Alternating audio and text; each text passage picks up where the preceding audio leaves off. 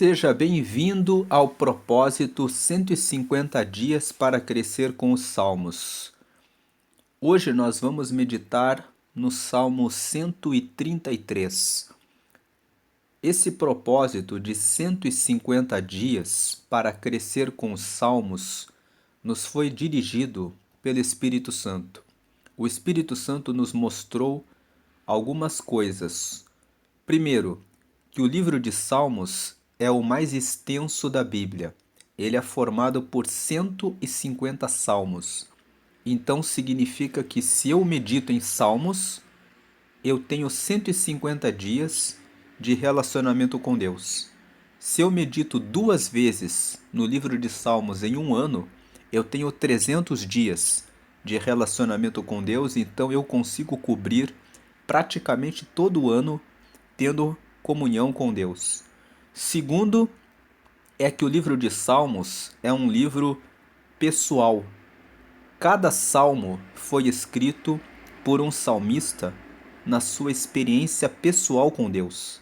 Então, os salmos, eles são profundos e revelando as preocupações ao longo da vida.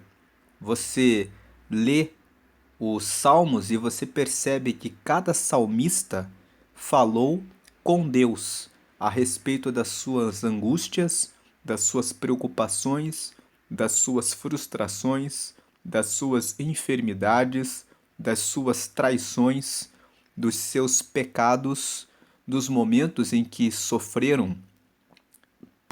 passaram por aflição, angústia, depressão e nos momentos em que ficaram alegres, nos momentos em que o povo de Israel foi castigado, sendo carregado para um cativeiro na Babilônia. Em todos esses momentos, o povo de Israel, através dos salmos, louvaram a Deus. Independente das circunstâncias que eles estavam passando, eles permaneceram fiéis a Deus. E o livro de Salmos, esse é o segundo ponto, ele é um livro bastante pessoal, individual e compartilha com cada um de nós experiências reais da vida. Um terceiro ponto que mostra a importância da leitura dos Salmos é que ele serve para nós como se fosse um manual de vida.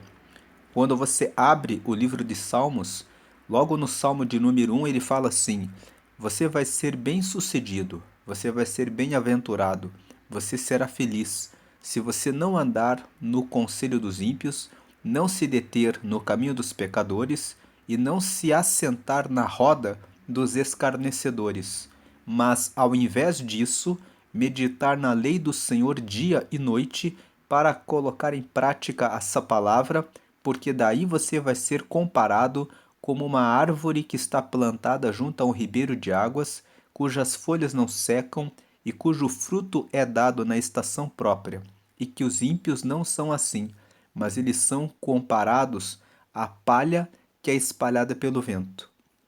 Quando o Salmo de número 1 fala que se você medita na lei do Senhor dia e noite para colocá-la em prática, que você vai ser bem-sucedido, ele está trazendo uma orientação logo no começo do livro, dizendo: siga por esse caminho, meditando todos os dias na lei do Senhor para ter o seu relacionamento com Deus, que você vai sempre receber a palavra certa.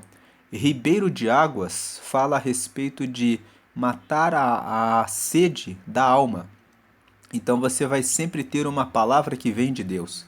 Sempre que você medita na palavra, você vai ter a sua fé restaurada, a sua fé renovada, a sua esperança fortalecida, a sua confiança em Deus renovada, a paciência nos dias mais difíceis, o consolo no meio das doenças, o conforto no meio das situações difíceis, a consolação no momento do luto. No momento do luto, então, com isso, com essa meditação no livro dos Salmos, você vai recebendo diretamente da fonte, que é Deus, essa água da vida, essa água em movimento. Quando você vê um ribeiro de águas, o ribeiro de águas tem águas correntes. Águas paradas geram doenças. Você conhece a propaganda do governo, que a água parada produz a dengue, mas a água em movimento limpa por onde ela passa. A água em movimento traz alimento, traz para a vegetação ao redor. A água em movimento mata a sede de todos aqueles que vivem ao redor de onde aquele ribeiro de águas está correndo. Então, quando a Bíblia fala no Salmo de número 1, que se você colocar a palavra de Deus na sua agenda, na leitura e na prática, você sempre vai receber a palavra que vem de Deus para a sua própria vida e você mesmo vai ser uma bênção na vida das pessoas à sua volta, trazendo essas correntes de água na vida das pessoas ao seu redor.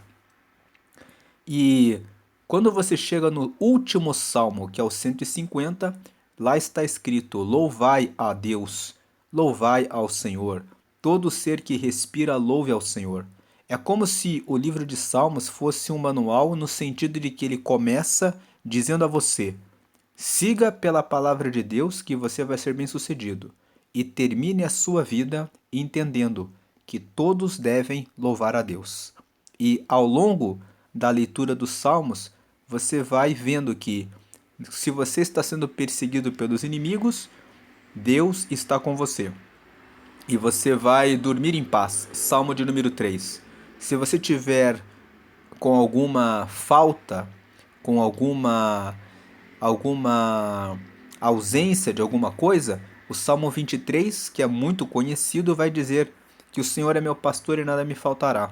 Se você estiver doente, Deus estará do seu lado. O Salmo 38 fala isso. Se você passar por uma situação de angústia ou de tribulação, Deus está com você. O Salmo 46 fala isso, o Salmo 42 fala isso, o Salmo de número 6 também fala isso. Se você está alegre, feliz, você celebra ao Senhor. O Salmo 100 fala isso, celebrai com júbilo ao Senhor. Se você está agradecido, o Salmo 103 vai dizer, né, que bendize ao Senhor, o Senhor é sempre bendito, ele é sempre benigno. Então você vai crescendo na leitura dos Salmos. E hoje nós vamos meditar no Salmo 133. E o Salmo 133 faz parte do Cântico dos Degraus.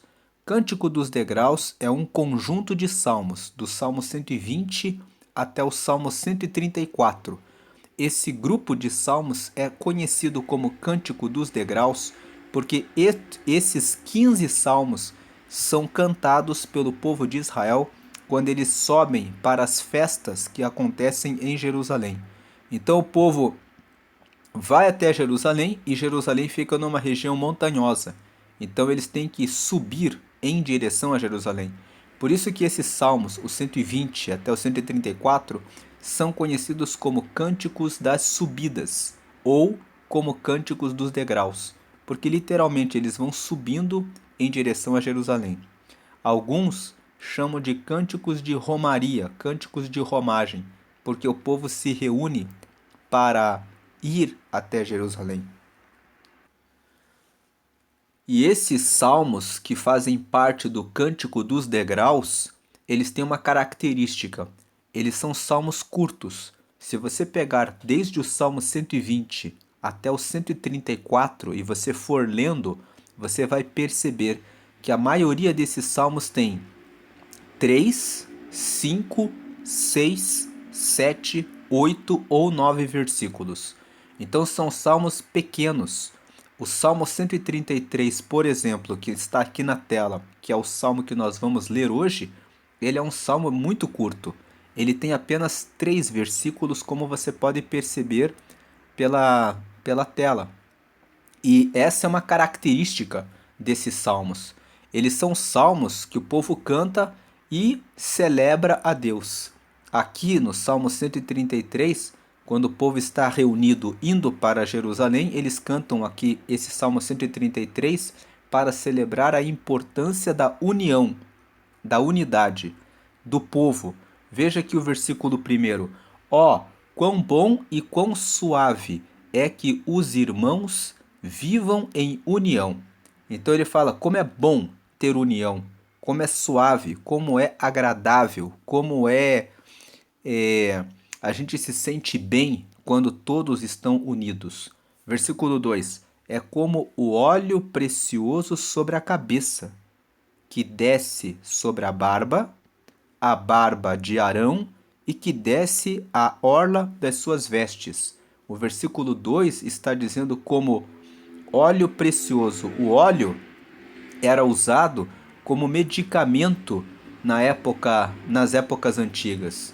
Então ele está dizendo assim, é como óleo precioso, é como algo saudável sobre a cabeça e que desce sobre a barba de Arão. Quando ele fala sobre que desce sobre a barba de Arão, ele está dizendo Arão era o sacerdote. Foi o primeiro sacerdote da nação de Israel que foi erguido, constituído por Deus. Então ele está dizendo, é a mesma coisa que nós recebermos algo que vem de Deus sobre a nossa cabeça. O óleo precioso, além de ser usado como medicamento e também como uma forma de curar as feridas, ele também era uma representação da presença de Deus.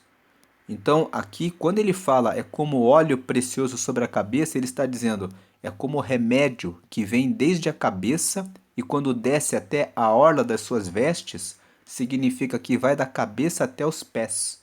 Cobre toda a nossa vida. No caso aqui, cobre todo o povo de Israel.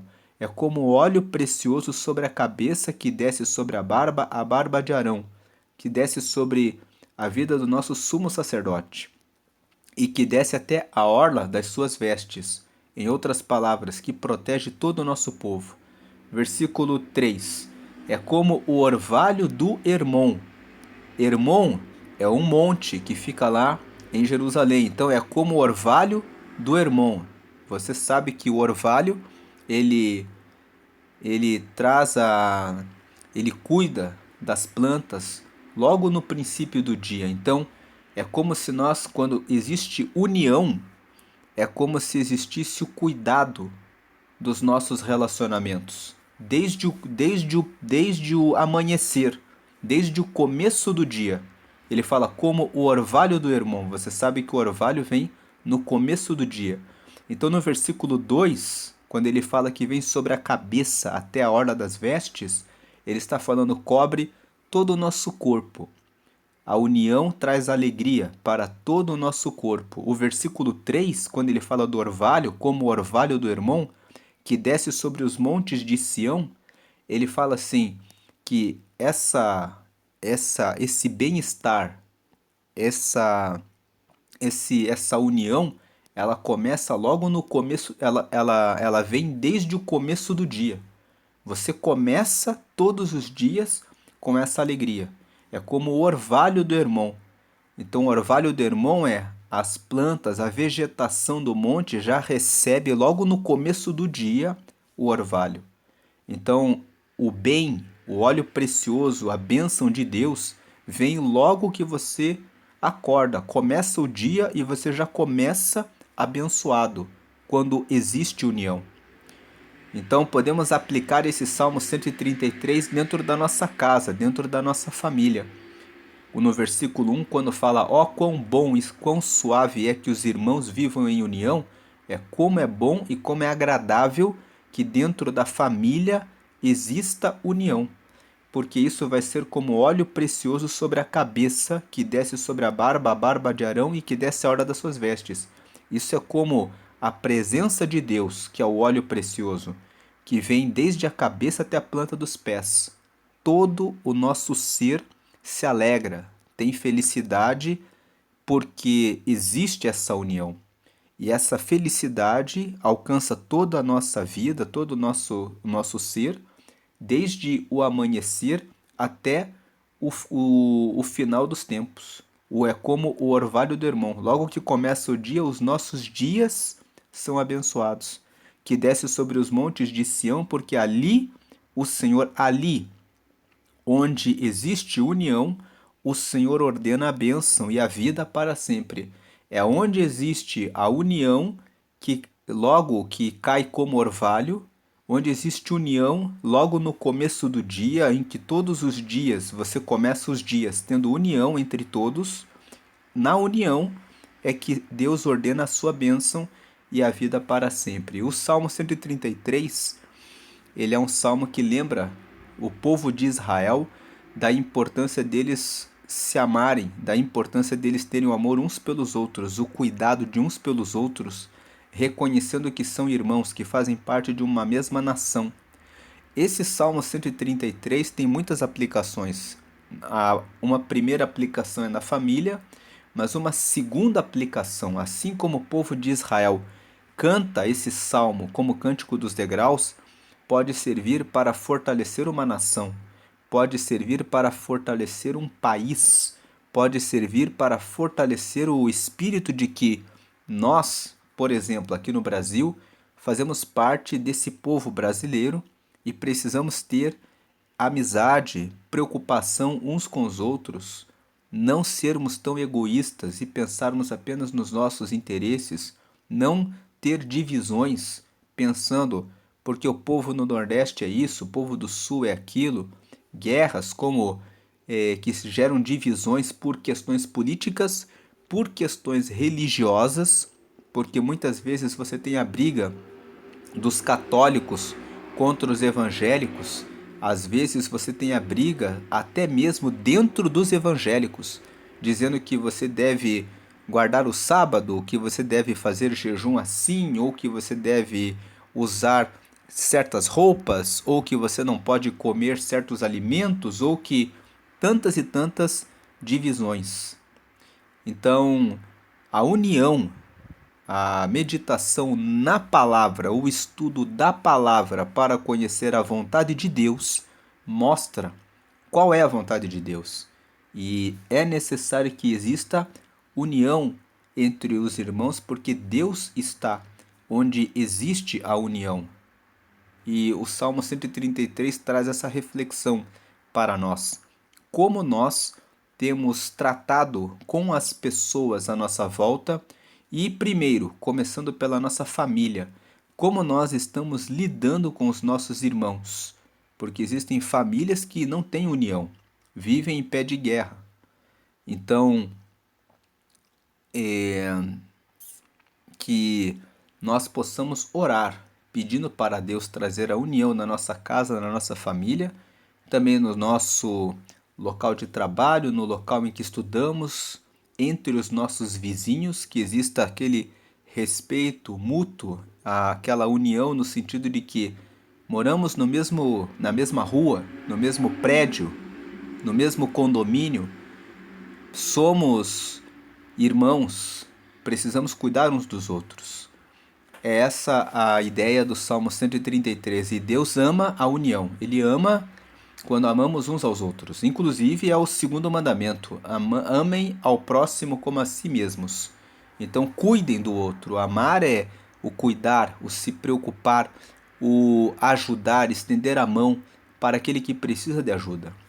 E Deus está no meio da união. Ele ama a reunião, ele ama a união. Se você for lá em Provérbios, no capítulo 6, tem do versículo 16 até o 19, Deus diz, lá está escrito assim que 6 coisas o Senhor detesta e a sétima ele abomina. Se você for olhar a sétima que Deus abomina é aquele que cria a contenda, a divisão entre os irmãos. As outras 6 coisas são o olhar altivo. Deus detesta o olhar altivo, que é o orgulho. Segundo, é a língua mentirosa. Depois, o terceiro é o coração que maquina o mal, né? O coração, os pensamentos que pensam a maldade o tempo todo. 4 são as mãos que derramam sangue inocente, ou seja, aquelas pessoas que fazem obras a respeito do mal. 5, ele fala sobre os pés que se apressam, que correm para fazer o mal. Aí o 6 é a testemunha falsa, e daí vem a sétima, que fala que é aquele que cria a divisão, a separação, a contenda entre os irmãos. Então Deus abomina isso. E o Salmo 133 vem dizendo que Deus ama a união.